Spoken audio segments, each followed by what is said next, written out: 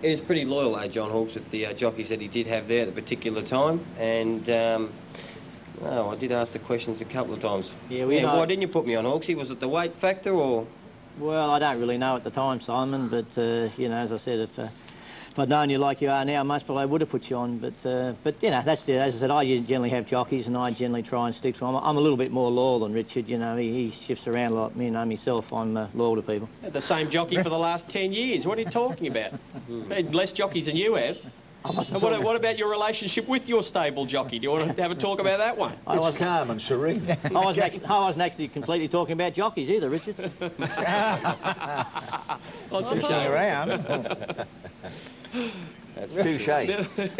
What can I say? With the current trend to celebrate Christmas in July, which a lot of people are doing these days, I guess this next winner wasn't that much out of season after all. A filly called Jingle Bells. Lady Ellie being niggled at the moment. She's losing ground. Finnis Gold went past her from Lady Camelot, Melbourne Crown, and Heart of Egypt. They corner now, and Angel's Jewel in the centre went to the lead over Spouse and Saharan. Jingle Bells right behind the leader, and then Lady Camelot and Luwilla. It's Angel's Jewel the leader, with Jingle Bells coming through on the inside to tackle her, and then Saharan and Lady Camelot. Angel's Jewel about a neck in front of Jingle Bells. They're going to fight it out. 50 to go. Angel's Jewel with about a half-head advantage over Jingle Bells. They're going to the line locked together. Couldn't split this. Angel's Jewel, Jingle Bells, nearly a dead heat. Heart of Egypt getting home well for third, and then Lady Camelot, Saharan. Jingle all the way. Jingle Bells, Stephen Baster for Leon Corstens at 10 to 1. Angel's Jewel, 15 to 8 favourite, and Heart of Egypt at 9 to 1. The winners by Christmas Tree, which ran fourth in a golden slipper. And I think, if memory serves me, he was found to have a virus after that slipper. His run was better than it looked. Yeah. Simon, it was Stephen Baster's first winning ride since returning from Hong Kong. Yes, teaming up with good mate Leon Corstens too. Fantastic to see there. And, well, he's got a great little affinity with this horse. Her time of the year, lightweight too. This is when she's going to win her races. And Angel's Jewel fought on extremely well. Just really knows this horse well. Times he's run on her, Jingle Bell, Stephen Baster. Angel's Jewel, she's very consistent, streaked the others. Third horse run home nicely, Richard.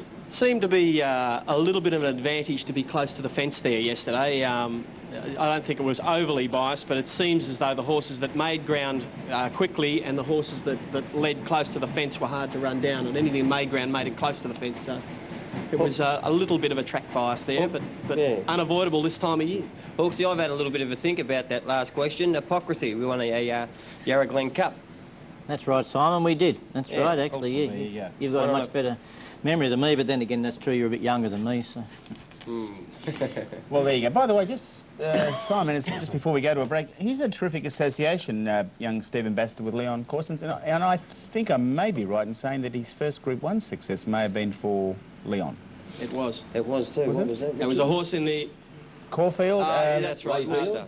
No, Sprinter. Mukta. Mark Riley, and then Mark his Riley, first one, his next one was in the Vic Health Cup. That's right. On a horse trained by Leon Corstens and Lord Luskin. Lord Luskin. Yeah, thanks, mate. You've saved me. All right, we're about to take a break. Our special guest is John Hawkes. Let's go to a break and, again, another look at this terrific finish in the Sir John Minor Stakes yesterday, won by Honour the Name. Honour the Name, clear 150 out from North East here to Joshua's Pride in the clear, and then Flavour. It's Honour the Name, 50 out, a length and a half clear. He's getting tight. Flavour's bursting through late, lunging close. Honour the Name and Flavour hitting it together. Joshua's Pride third for the second successive year. We got one short life, I want to spend it with you.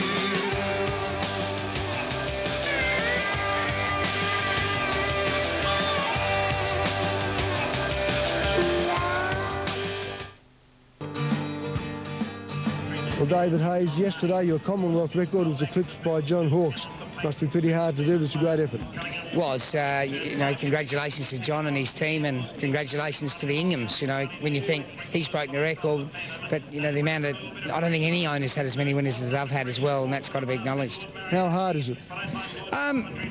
He's training over 6 winners a week, so he's done a terrific job.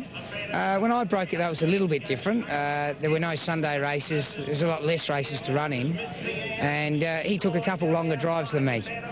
Oh, fantastic effort. I mean, anybody who knows Hawksy knows that he's, he strives for perfection in anything he does. He set up these 4 states of racing the Ingham horses, and the workload is enormous, and he deserves it. Still a battling trainer? Well, he'll certainly tell you that, but we all know we know very different.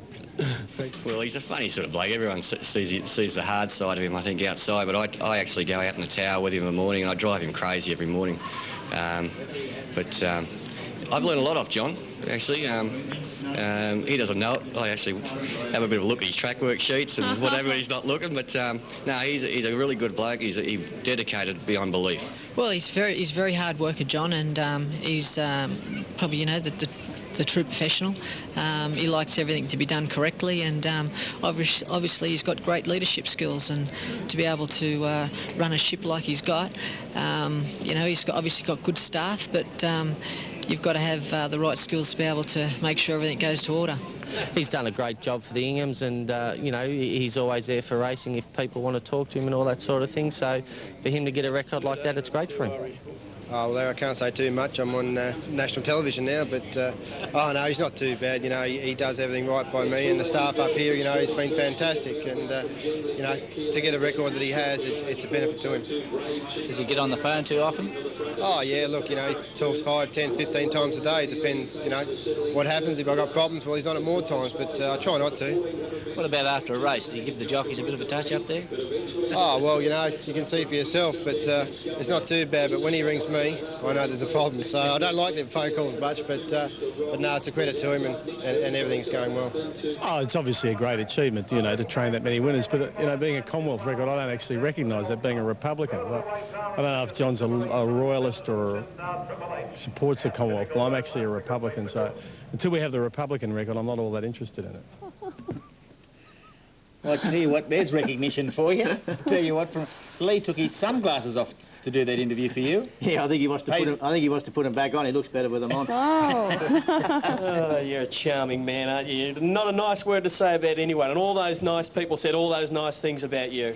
You didn't say too much though, Richard. I did at the beginning of the show. You've even forgotten. You're getting No. You're losing your memory. I remember what you said, but that's only because you had to say it.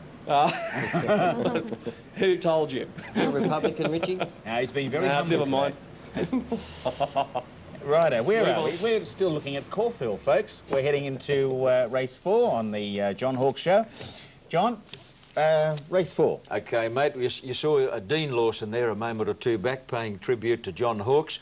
His dad, Ray, prepared the winner of the 4th race yesterday, a 20-to-1 pop called Grand Parade. Soviet Draw coming on wide out. Runs to win, getting up behind them over on the inside as they corner. Grand Parade's pulled out wide. Perfect Paradise is last. Prince Benbarra trying to work into the clear at the 200, and Favali headed now by Runs to Win. Rock and Star, here's Grand Parade coming, and Soviet Draw is next with Prince Benbarra starting to wind up, but with 100 metres to go, it's Runs to Win in front of Grand Parade and Prince Benbarra. Grand Parade put the head in front. Prince Benbarra lunged. Maybe Grand Parade, very close. Grand Parade the middle, Prince Benbarra the outside. Runs to win. 20-to-1 Grand Parade, Brett Gardner for Ray Lawson, 3-to-1 favourite Prince Benbarra, and 7-to-1 Runs to Win. Now, boys, as you talk about this race and we replay the closing stages, I'd invite people to watch the length of stride on this runner-up Prince Benbarra. I don't know how good he is, but gosh, he reaches for ground. Here he is, the left side of screen in the red blinkers. Yeah, that's for sure, Tappy.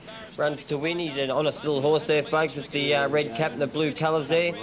Grand Parade, he's consistent, but very hard to find on his day. Prince Benbarra competed against some of our best 3-year-olds earlier in his career, Richie, and he's a horse that always gets back in his races, loves to sting out of the track. That is his pattern, to get back and run on like that. He does have a great stride, Tappy.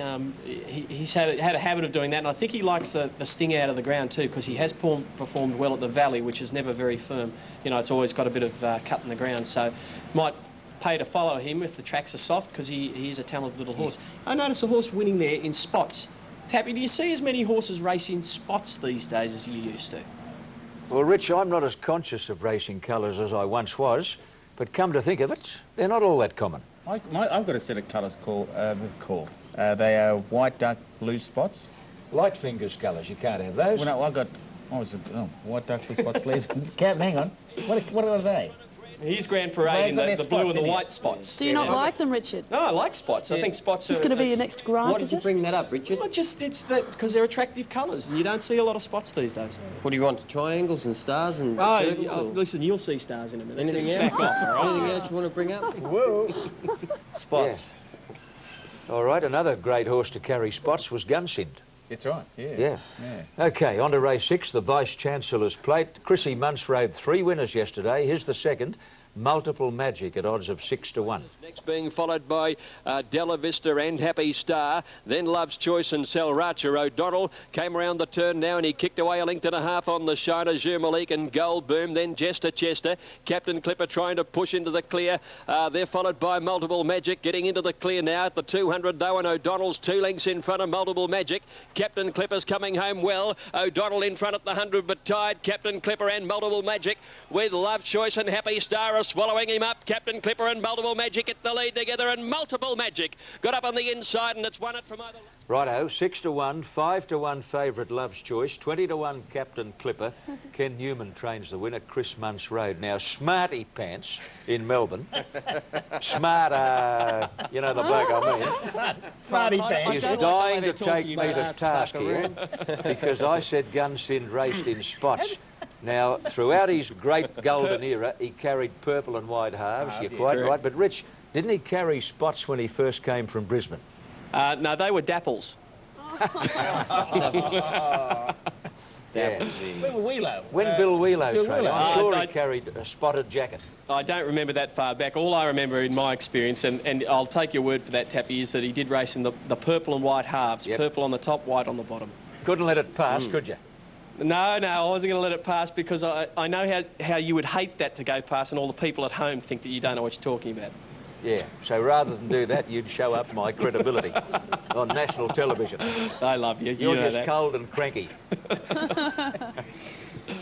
It's just look, the race was one of those winter races where horses that are placed well and get their chance at this time of year. I don't think there's any stars to come out of this race, but back, in their right grade, they'll keep winning. I'll give Kenny Newman a rap here, Rich. He's only got a small team of horses, places them very well. Yep. That was a double to Chrissy Muntz, who had a day out there yesterday at Caulfield. Love's Choice flew home too. She's been quite consistent this time of year. Mare in form, always follow that. And, I think it was a fantastic little training performance there by Kenny Newman. Ken does place his horses well. Yeah. Race 7, the Monash International Handicap. Here's a horse who loves the sting out of the ground, Magneto. He absolutely giggles if someone turns on a garden hose. Brave Chief first into the straight, balances in front of Jangling Jack, 2 lengths to Ron. Magneto coming home widest, and then Nick's Verdict clear of He's Regal in the straight now. Jangling Jack after Brave Chief. Magneto in turn is starting to close rapidly at the 200 metres. Magneto moved up on the outside of Jangling Jack and Brave Chief, and then came Nick's Verdict, but it's Magneto with about 50 to go, drawing a length and a half clear. And Magneto, the grey, is going to be too good. Magneto wins it. Photo the Miners. Nick's Verdict and Jangling Jack together. Brave Chief is close up, and then Ron on the outside. 7 to 2 equal, 5 to 1, 8 to 1. Blown Away was the unplaced equal favourite. Tony Noonan trains the winner. Nash for Willer up. Richard. Nash is working his way back into form. I think even Nash would say that he hasn't been in the greatest form until recently, but he does seem to be putting it together now. Magneto's a tough stayer. He's been around a fair bit. He seems to do the job every year. He wins a few races, and Tony Noonan's thinks he can go on this spring and actually go up a few levels. Richard, he is a very good horse. He's been injury prone throughout his career. He's only got 29 starts to date as a 7-year-old, so he's got plenty of racing left in him as long as he can hold up, and Tony's doing a fantastic job to keep him there and keep the horse racing with the mental capacity to win, obviously. Tony is good with an old horse with, pretty ordinary legs, because he's had old Grand Bay going forever, and he hasn't got the greatest legs in the world, so Tony's obviously very good at it. Well, Chrissy Muntz made it a big day when he made a treble on Call Me Lily in the last race, a mare's event. And Brokers Point gets home very strongly in the last bit. Muncie's in third spot in the black and white colours with the black pom-pom as he turns for home. Fine Darnali, then Call Me Lily. Sweet Saber's out wider and Brokers Point is the deepest. Mrs. Bentley just behind the leading horses. Pattern of Bells at the 200, tackled by Call Me Lily. Sweet Saber still running on, and so is Brokers Point. Brokers Point after Call Me Lily. Call Me Lily the leader. She's about 3/4 to Brokers Point. Call Me Lily finds plenty. Chrissy Muntz again. Call Me Lily beat Brokers Point. Always Forever got up on the rails to get third. Wrong, I understand that too. 5-1, 11-2, 16-1, and Sweet Saber, the unplaced favourite at 7-2. Graham Rogerson trains the winner, lads. Yeah, Chris Muntz rode that track beautifully yesterday. He worked out where you had to be, put his horses in the right spot, and, you know, the fact is he won 3 races on the day. And we don't see Chris that often in Melbourne, but it's very good to see him down here. He rode this perfectly, sat it just behind the leaders, peeled it out, not far away from the rail, and just kept it going. And there was a little bit of support for this. See, the horse just went to run in there, and Chris straightened it up. Another couple of cuts with a stick. And away it went. I'd like to pose this question to the panel and yourself, Richie. Where would you rate Chris Muntz amongst our jockeys in Australia? Because I've got him in my top 3. I think he's an absolute naturally gifted superstar jock, not only on stayers, in which we praise his talents, but also on sprinting horses. I would rate him in the top 3 jockeys. Well, I don't think we've got a Tiger Woods in the jockey ranks in Australia. I don't think there's one jockey that stands out that far. But I'd certainly have him in my group of top 6 jockey. And I reckon they just take turns at being the top when they're in form, and, you know. What do you think, Hawksy? Actually, I tend to agree with Richard, which is perhaps unusual, but look, he's definitely in the top 10, you know, riders, and I think what Richard point he made, I think is very, you know, prevalent. There's no real Tiger Woods in my own mind. I think Damien Oliver's the best rider in Australia overall, but I don't think there's a lot between those top 10, you know, the Chris Munches, the Gauchi, all those sort of riders. I don't think there's a great... And as I said, whatever they're on, if they get the good rides on the day, they have their runs up and down. Just before we go to a break, you've got some news on Craig Williams, Rich. Yes, Craig's riding in England at the moment, and for those who wondering where Craig's been, but he has been there only a couple of months. He's ridden 16 winners this time, and that is an amazing effort for an Australian jockey to go there cold and ride 16 winners. And overnight he rode his first listed winner, and you know, that is just a fabulous effort. And I'll be surprised if Craig doesn't give some serious consideration about staying in England for a while now, because he's really on a roll, and all credit to him. He's got the breaks and he's made the best of them. But he did get a 2-day suspension last night for misusing the whip. And I think... early in the week, I think, Richard, you got 2 days, yeah. Oh, well, I'm not sure. It was this week. Well, they suspended him for using the whip in a manner where he hit the horse and then hit the horse again before the horse had a chance to respond. And that was the reason they gave, which is an interesting view. You know, I think there's a bit to be learned from that here in Australia, that maybe jockeys could give a horse a little bit more time to respond before they give him another hit. What do you think, Hawksy? Yeah, I think that's slowly coming in anyway, Richard, but I think a lot of the punters wouldn't perhaps agree with that. You know, that style of riding in a lot of ways, the Australian punters are perhaps not used to that, but it is coming in more and more. You can see the European styles with, you know, up here, Danny Beasley, Lenny Beasley, you know, they've changed their styles to the European, and a lot of the boys that, you know, in Hong Kong, that's how they ride now with the South Africans and everything. So I think it is coming now. The whip's getting used less and less, which... Do you agree with that? Oh, I do. I don't think horses need to be flogged all the time. I mean, there is some, yeah, they definitely do need it, but overall, most horses, you know, give their best. What's your theory in terms of what would you call the best possible way to have for a jockey to ride to get a horse to win, Hawksy? What would be the #1 fact that you'd stress to a jockey? I think balance is the #1, Simon. I think if the horse is balanced, I think where the hands and heels are hitting with the whip, I think the horse will find the line. But if your horse is not balanced, whichever way you're going, the horse really can't find the line. Balance wins races. Good on you, Hawksy. Time to take a break. Kenny's comments coming up on the other side of the break as we go to a break. Here's our little Turf Talk segment.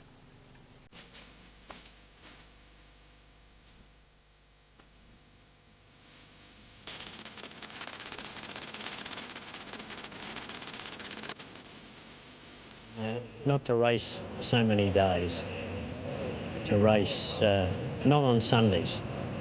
To the hierarchy of all race clubs in Australia and around the world, put the weights up, please. Less tracks and get rid of false rails. Oh, nothing. They've done a pretty good job. No, they've done pretty well in Australia. I would probably delete the GST for hobby owners. I think it's going to affect them something chronic over the next few years. I think probably 80% of Australian owners are hobby owners, and I think it's just going to be 10% deal. Have one control body running all of Australian racing, one TAB, and the funds distributed evenly. I'd be able to probably do the barrier draw myself and pick whatever jockey I wanted. Have 2 months off during the winter so everyone could have a break, and probably change the apprentice system. Probably the weights go. Give me an extra couple of kilos. Build some training tracks that help keep good horses sound and keep more people going the races. Oh, unplaced starter subsidy, 5,000 every runner. That'll do.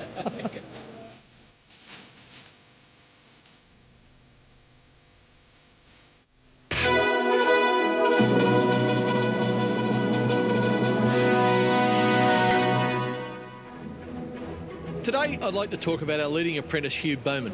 You saw him on the Racing Retro last Sunday, and I'm sure everyone was impressed as to just how fine a young man he is. Hugh's been by far our most impressive apprentice for several years. He's easily won the City Apprentices Premiership, and he's even ridden over 100 winners in the season if you take into account his provincial rides. But on Friday night, Hugh's life, his season, hit a big hurdle when he was suspended for 5 weeks by stewards on a handling charge. It was under Rule 135B, which relates to a jockey giving a horse every chance to win a race. Now, I'd like to congratulate the stewards. I thought they handled the case particularly well. They could have given Hugh up to 3 months under that Rule 135B. They've given plenty other jockeys 6 weeks, 2 months and 3 months. But under their discretion, they suspended him for just 5 weeks. Now, it's not the end of the world. He'll be back riding on September 1, and I reckon Hughie Bowman's the sort of kid that'll just say, well, I've got to cop it sweet and get on with life. And I think he will. I think he'll be one of our leading jockeys for several years. And another big pat on the back to stewards over their handling of the case with Lightyear yesterday. Apprentice Dean Greville could only claim 1 kilogram of his 3 kilogram allowance. So they knocked him back and got another 3 kilogram claiming boy, Scott Pollard. Lightyear won by about the length of Richard Friedman's nose. If he'd have only claimed 1, he'd have been beaten. A pat on the back for Ray Murray and the Stipes. Good luck and good punting. You think my nose is that long? Playing short, Richie. Yeah, I would have thought so. Anyway, I can see where Kenny's coming from. It's a difficult job stewards have got, and they've got a difficult job everywhere in the world. But with young riders, they've got to learn the rules. They've got to learn that they've got to play the game the way the rules state. And I think Hughie Bowman got 5 weeks instead of 3 months on the, something like a first offence. They said, well, pull your head back in, Hughie, and do the right thing. And I wouldn't be doing it again next time, because next time you might get the 3 months. But look, stewards have got a difficult road to hoe because, everything's very subjective and there are plenty of appeals and everything gets very legal now. So I have the utmost respect for their abilities, and I think they do a very difficult job, and I think they do it very well.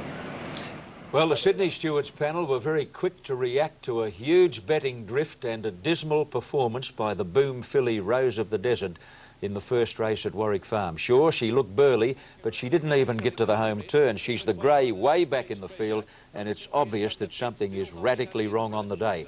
The Gordon York-trained Kai Perra gets out after the leader, Holy Honey.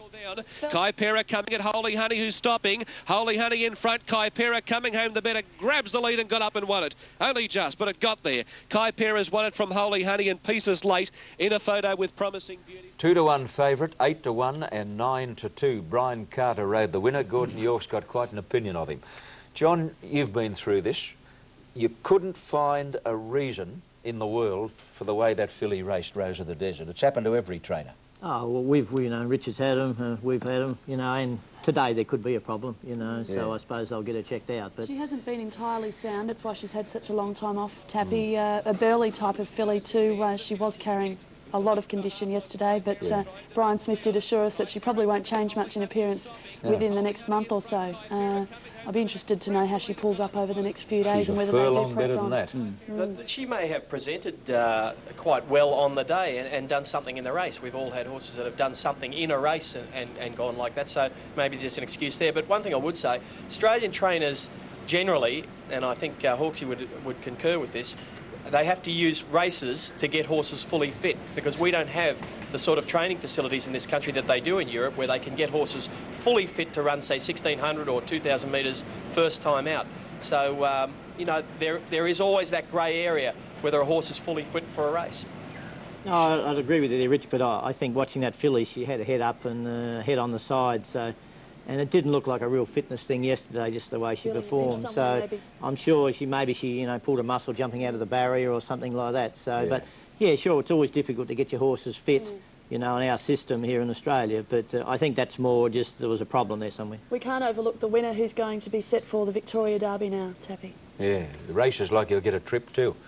OK, second race, 2-year-olds, and Mayo's Music is rewarded for some very consistent form of late. Dreams back to the fence from Easy Style, and Patch Adams down the centre with Mayo's Music. Mayo's Music in particular finishing it off well. Runs on Dreams the inside, getting the run. Mayo's Music and Patch Adams wide out. Mayo's Music hits the lead. Patch Adams chases. Mayo's Music in front, and he's going to be too good. Mayo's Music has beaten Patch Adams and Runs on Dreams. Then Easy Style, Gamesman, Flash Trash, Durham, Tarney and Royal... Brian York for Billy Mitchell, 7-2 favourite, 8-1, 9-1. You prepared the leader there, Flash Trash. Yeah, she tended to over-race a little, John, and she's been in work for a long time, raced in Melbourne and up to Sydney, so she's off to stud now, you know. So she's going to the paddock and she's going to turn into a mum. Righto. The runner-up, Patch Adams, is by Dennis Singer, Richard. Dennis Singer, he's a promising stallion. He's really he's starting to make his mark now and getting a few good types. He was always a very good-looking horse himself, Dennis Singer. He did win a Stradbroke at Group 1 level and is standing in New Zealand at Waikato Stud. So fans of Dennis Singer, that's where all the stock are coming from. But this one won quite impressively, I thought. All right, the third winner, Bodacious Lady, puts together 2 wins on the Warwick Farm track in recent weeks. And she's prepared by a young bloke of total commitment and dedication who peeks at your track worksheets at Warwick Farm every morning, Gary Portelli. But Bodacious Lady shortly afterwards, after her. Umaron starting to come down the centre. Bodacious Lady just in front. Amethysta kicking. Umaron screaming late at the death. Bodacious Lady in front. Umaron's running out of ground. Bodacious Lady wins it. Umaron second. Amethysta third. Then Whitfield Avenue Bold Defence. Larry Cassidy for Gary Portelli. 9-1 Bodacious Lady. 13-8 favourite Umaron. It was a Warwick Farm Quinella. And Amethysta 16-1. Well, Miracle Mal, Joe, Bodacious Lady first. Yeah, as you mentioned, she's won her past 2 now at Warwick Farm. Prior to her last win there, they were considering retiring her, so I think they'll press on now with her. She's racing so well. Yeah. I jumped the gun then, I went through the tapes. OK, race 4, a 3-year-old event, 1,600 metres. Miracle Mal continues on his winning way. This has been in work for a while. Market Link, vigorously ridden by Grant Buckley, who nearly fell in the previous race on Whitfield Avenue. He's bounced back to ride the next 2 winners. Here he is on Market Link.